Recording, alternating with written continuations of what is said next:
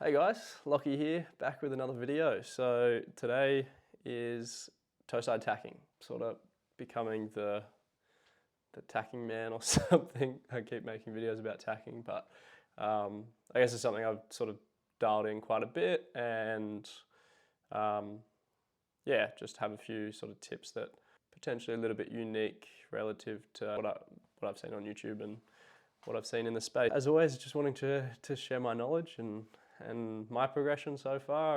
So yeah, Toeside Tacking. With this one, I wanted to, I guess, go over sort of the prerequisites to Toeside Tacking, the actual process itself, and then just touch on some common mistakes that I went through when I was learning, and potentially you might be dealing with as you learn how to Toeside tack. Similar to my other videos, I'm just going to pull up some examples on my computer and then break them down sort of frame by frame, and yeah, go from there. Cool, so we'll jump on the computer. I've got this first video, a little bit of a lighter session, sort of maybe 12, 13 knots of breeze, sou'easter, so a little bit gusty. It was just down at Elwood, bit of a gloomy looking day, but yeah, it was a fun session. I was on the 5.5 meter strike V3. And then same as my other videos, probably sound like a broken record, riding 75 litre board, 105 mast, 690 foil, 690 eagle. I'm assuming I'll throw a Toeside tack in this one. Here we go, swap feet and roll into the tack. And that's the Toeside tack. Cool, wrap it up. All right, so let's just quickly break down let's break down the process, and then we'll jump back to prerequisites. So, riding along, main first thing is I want to have a bit of speed. Switch feet. So, for me, if I'm going to throw a Toeside tack, I'm normally riding Heelside because that's more comfortable for me, and then I'll switch feet just before I want to tack because that's how I have the most speed. I feel like as soon as I get to toe-side position, I start slowing down. So I want to spend as little time toe-side as I can before the tack. So here we go, switch feet, and then bang, straight into the tack, rolling the wing overhead, carving our way through the breeze. And because this one's a lighter wind tack, I'm really having to pump out of the tack to just make sure that I have that speed, and also getting back to my top speed at the exit of the tack. I also did an Instagram post on Toeside Tacking, so I'll pull that up and we'll have a chat about that as well. Little side note, I've started doing a little bit of design stuff. If this is one of the first videos you've seen of mine, I'm also an engineer, and I do enjoy a little bit of CAD design, 3D printing, that sort of stuff.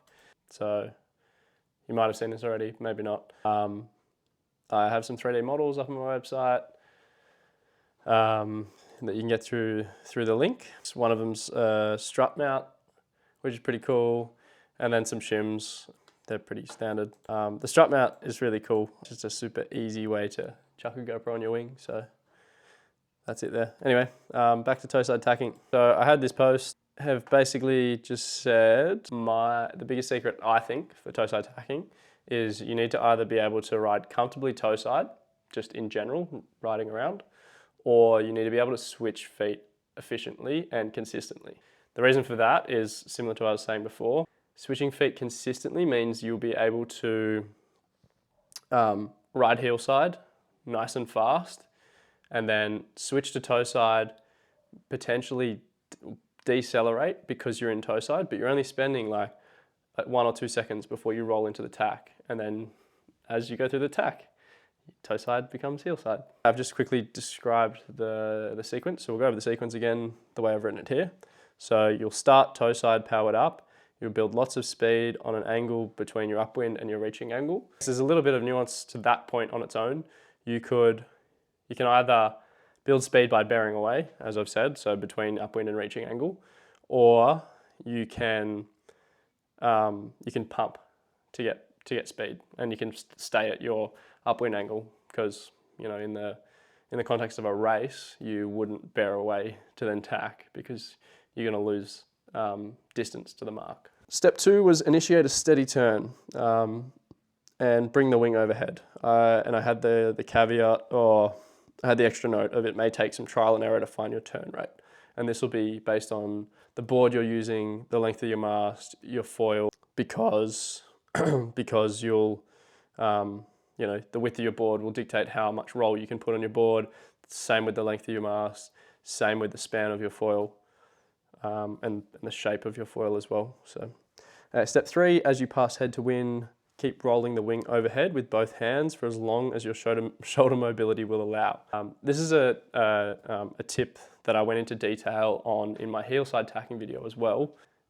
Basically, I see a lot of people learning to tack, and they're really quick to let go of the backhand and just guide the wing across with their front hand, which is great. Like you're getting the wing around, but the wing's sort of staying like this, as opposed to sort of going from riding like this and then rolling to the other side. So I think a really great thing to learn, and something you can go and watch my Heelside tacking video to understand a little bit deeper, is to roll the wing, you use your backhand to drive that. So you're essentially doing, I've described it in that other video as well, as sort of like a Mexican wave. You're sort of up and around. So the same way a Mexican wave, sort of like one hand up before the other. You're essentially going, your front hand is leading, your backhand is trailing, and then you're going overhead. I don't know if this angle's right, but like that. And you'll see it in the video, and I'll point it out in some of the ones we look at later on in this video. Okay, so step 4, the final one, as you get through the turn, swap hands at the front handle and get the power back on through your backhand as soon as possible. This is pretty standard. You've gone from speed into the tack. You've essentially started the carve, which accelerates your foil, adds lift to your foil while you're turning, and keeps flow through the foil as you turn, to then reaching the end of the tack, and you're decelerating, so you're losing speed. You're not turning anymore, so you're not keeping flow over the foil, aside from that residual speed that you have left over. You're sort of in this state where you need to add power, otherwise your foil's going to stall and you're going to drop. That's where it sort of becomes super high priority. As soon as you've carved through the head to wind, as soon as you've swapped hands, grab that backhand or get some power on. Cool, so that is a more in-depth version of the process. Yeah, so just to summarize that first bit, make sure you can either ride toe side quickly, so ride toe side at speed, or have the ability to switch feet consistently. And the reason for having the latter is so that you can ride heel side, and then when you decide you want to do a toe side tack, you can switch feet quickly and then roll straight into the tack, because that will allow you to be somewhat inefficient at riding toe side, because you'll only be decelerating or like slowing down in that toe side position for 1 or 2 seconds before you throw into the tack. So it's not that detrimental. Before we jump on to the common mistakes, I wanted to just run through a couple more example videos. Let's go to the next video. This is like a sou'wester at Elwood. Same setup as the first video that we watched. 5.5 meter wing, 690 foil, 105 mast, 75 litre board. So there we go, rolled through the tack. So frame by frame, if we look at this, you can tell from the first couple seconds I'm going pretty quick. And then couple frames. So here, just so you can see in this frame here, my foot's just started to graze forward, but the frame just before that, if we step back one frame, my wing, I can tell that I've added a little bit of backhand pressure to my wing. And the reason I can see that is if you look at the wingtip relative to the board, I'll skip back, you can see wingtip relative to the board from this perspective. When I'm just cruising along at speed, the wingtip in this frame is in line with the board. And then if we play forward a little bit, the wingtip is away from the board. And you can see that I'm adding backhand pressure, bringing the wing overhead a little bit out of my feet to then do that foot switch nice and quick. If you want to learn more about switching feet, I have a tutorial as well on my YouTube channel. So head over to that one if you want to do this method of toe side tacking, where ride along heel side at speed, switch feet, and then do the toe side tack. Okay, cool. So this is the switch feet part. There we go. Okay, now I'm comfortable. This is where I will start to roll into the toe side tack. So basically, I'm trying to get some roll on my board to initiate the carve, and similar to what I spoke about in the tacking tips video, the carve will be defined by keeping your rail, your inside rail, close to the water. You want to do this because, similar to what I discussed in that tacking tips video on my channel, your board's going to naturally rise as you progress through the turn. This is because you're turning the foil, so you're putting more flow through the foil, which essentially causes more lift.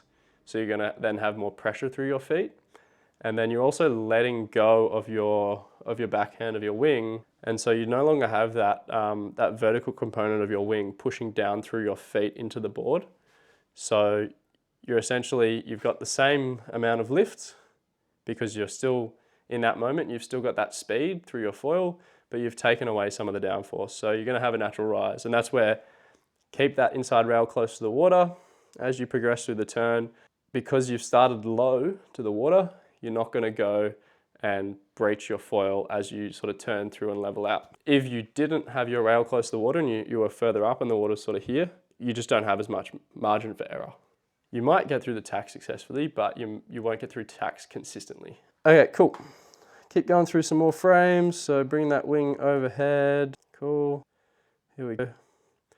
Really holding on as long as I can. You can see my backhand's real far behind. And I'm trying to hang on to that handle as long as I can, because you'll see as I let go, I've done enough to help that wing now. There you go.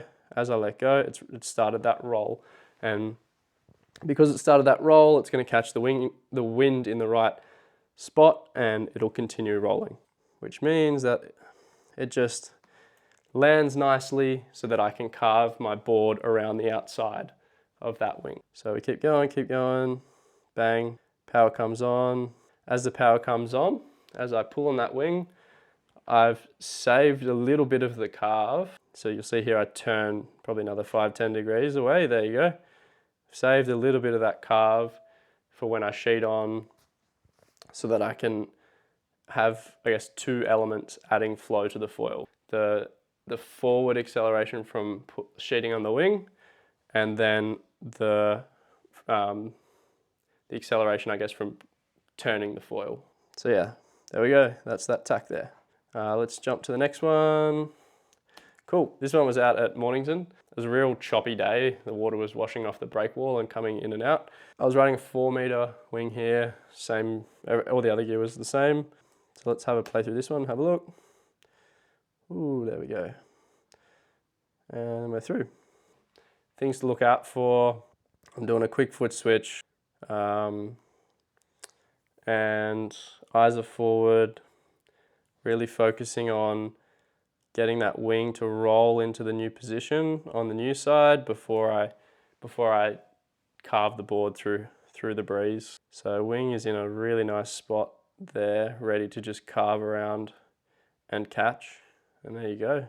You'll notice that in these ones I'm almost turning through, like it's greater than 90 degrees for sure. You'd almost call that 180 degrees, I reckon, in this one. And that could just be to do with the swell or the chop. It's just easy to exit a tack and just ride down the next bit of chop to keep the flow through the foils. There we go, bang, toe side tack. Happy days. So the benefit of the toe side tack, I guess, relative to the heel side tack, you're sort of picking your poison in the sense that most people are pretty comfortable riding a certain direction, and so you'll find that, especially when you're learning, you'll like heel side tacking one way, and you'll probably prefer to toe side tack the other. I like, the end goal for me is to be able to do everything in every direction. So I really made a point of being able to switch feet and ride heel side both directions, ride toe side both directions, and yeah, Heelside tack, Toeside tack, both directions, all that sort of stuff. Sort of picking your poison in the sense that do you want to start the tack in your favoured position, or do you want to end the tack in your favoured position? And I find it depends on the breeze for me. So for me personally, I prefer to exit the tack in my favoured position when it's super light. That's because I want to be able to pump out of the tack. Doing a toeside tack in light winds is my favoured tack because I exit and I can pump really hard. Whereas in stronger breeze, I find a heelside tack just feels safer because you're trying to get through head to wind as quickly as possible because your wing's flagging out more violently because of the stronger wind. And that heelside tack, I just feel I'm more dialed in to getting that rail position relative to the water really accurate, and I can turn faster. I feel like because I can be accurate there, I can turn really quick. That gets me to the other side of the tack, and the faster I get through the tack, the faster I can switch feet and grab. So it doesn't really worry me that much. So I got a few more videos, but I think the last thing I wanted to touch on was the common mistakes. So we'll use these last few videos to just reiterate some common mistakes that I see. So I'll just list them out to start with, and then we'll try and spot them.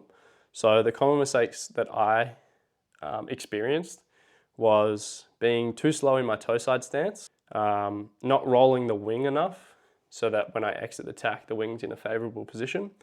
Carving too hard and breaching the foil. So like, because you're toeside tacking, you sort of feel your legs kick out behind you when it breaches like that. The last one was not adding front foot pressure as you turn.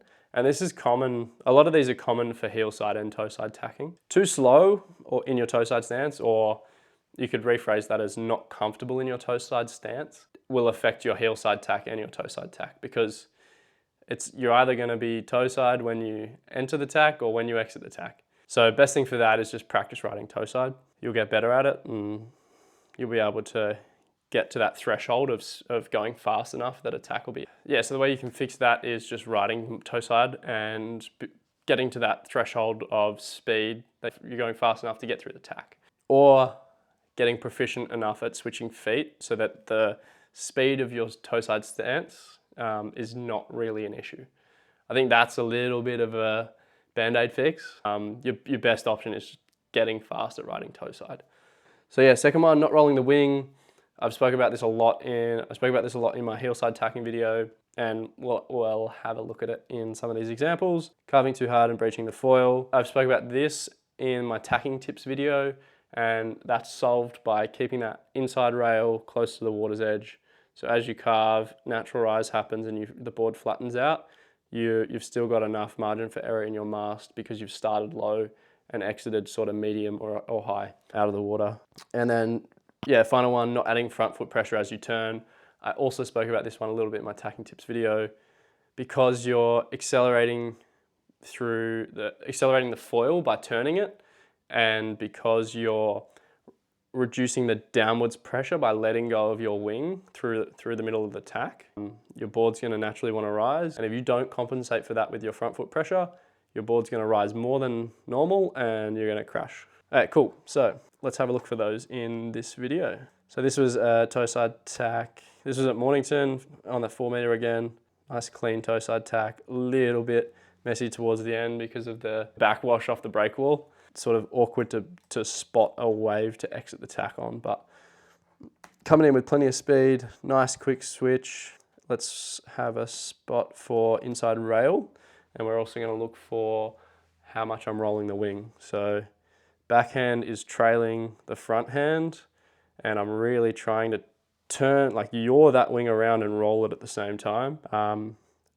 Inside rail is quite high, so not practicing what I preach in this one. But I think this was also because of the chop. So, you know, if the height of your inside rail is set off the peak of the wave, then as you go into the trough, you're going to be higher on the foil. Whereas if you set your inside rail height on the trough of the wave, you potentially could crash into the peak of the next wave that you turn into. So you've got to find that sort of middle ground between those two options.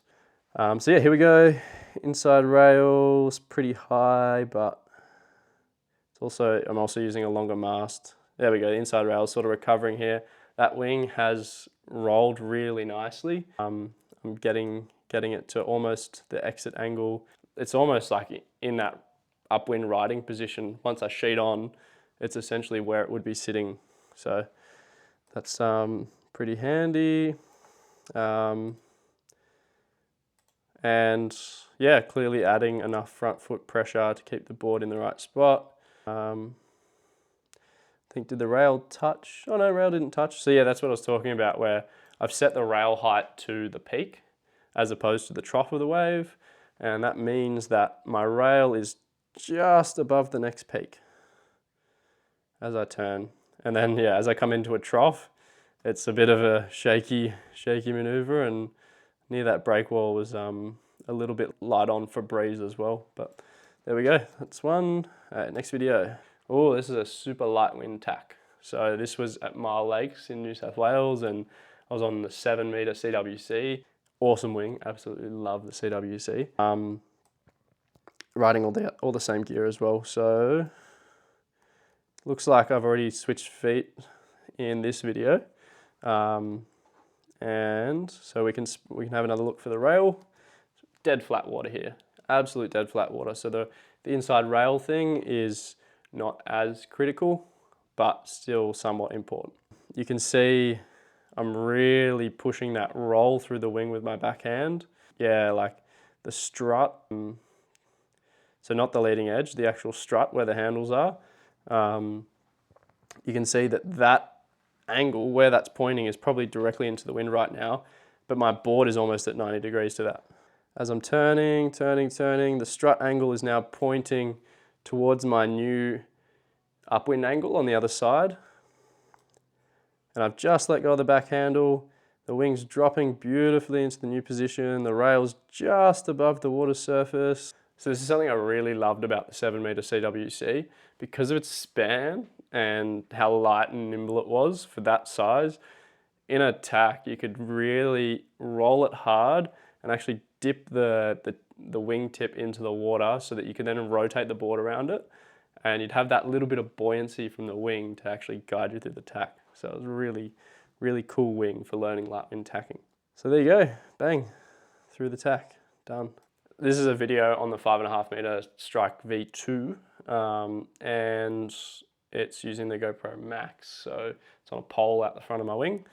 Just another perspective, I guess, to have a quick look at the roll. So you can see really rolling that wing around.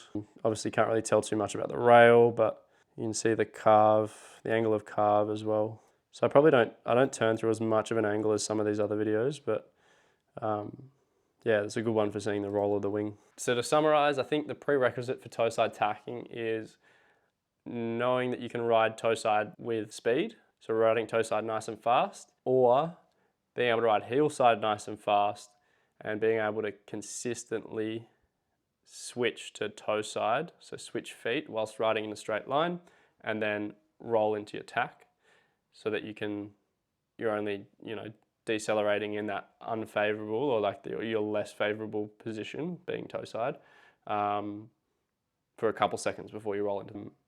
So most of the videos we watched, I was doing that later method just because I just like riding heelside more. I like being, open to my wing as opposed to sort of twisted and riding with it a little bit behind me. Yeah, so once you've got those prerequisites, main things to focus on, plenty of speed into the tack, initiating a steady turn with your inside rail nice and close to the water surface without touching, bringing your wing overhead and getting that roll happening so that the wing lands on the new side in a favorable position. Getting to your sheet, getting to your backhand nice and early to sheet on, and get the power back through. So sounds simple. It definitely isn't, and just takes repetitions and repetitions.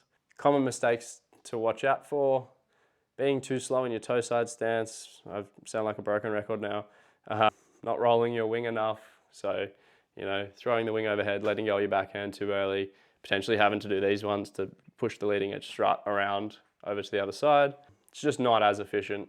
Plenty of people can toeside tack doing that method, but me personally, I think it'll favor you in the long run to learn how to roll your wing.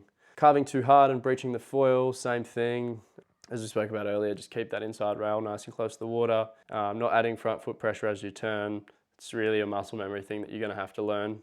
If you're turning too hard, like too fast, or if you are breaching a lot, try turning a bit slower, because that will result in not as much lift being added through the foil as you turn through the tack, which means not as much foot pressure required to get through the tack. You're then toying with how much glide you have in your foil though. The amount of time you have to get your tack done will be dictated by how much glide time your foil has. So that's my tips for toe-side tacking. Obviously not a full-on tutorial of how to do the tack, but I think it definitely will help those that have had a few attempts. And yeah, I'd love to hear in the comments if these tips helped you at all, and if you have any tips of your own that helped you get toe-side tacking. Just love starting the conversation and hearing all different perspectives around the different areas of wing foiling. Plenty more videos to come, so make sure you subscribe, and thanks for watching.